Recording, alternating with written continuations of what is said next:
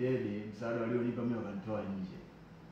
Kwa hiyo mimi nikakaa nje, nikatafuta nguvu, nilipoipata ikabidi niondoke, nirudi tena kwenda kulala. Wao kukusaidia. Sikupata msaada yaani kila nikikumbuka zile mambo. Hapana, ndio nini akupatia? Hapana, yaani nilibebwa nikawekwa nje na ile 800 yangu mfukoni, nikajitafuta nguvu, nikatafuta chungwa, nikala, nikasogea karibu na Pekas pale. Kulikuwa kuna hoteli. Nikaenda kwenye hoteli moja, nikaagiza chai na mandazi.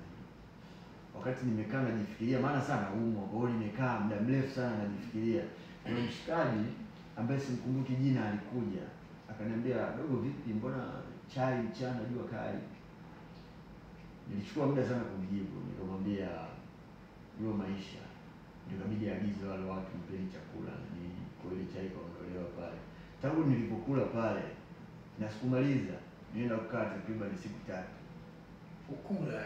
Kula Pekas na nguvu nilikuwa sina. Umesema ulirudi nyumbani kwenu?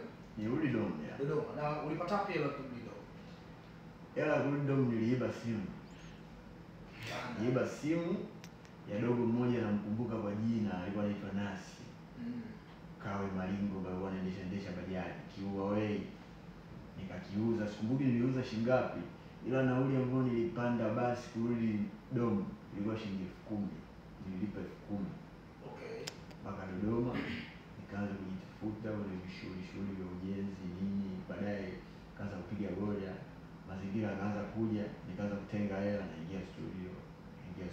Story yako very interesting. So nilishakutana na Bernine studio. Yeye alikuwa amefuata project zake Dodoma pale. Nilikuwa natengeneza nyimbo, akasikiliza nyimbo, hatukuongea sana ila akaniambia unafanya muziki mzuri.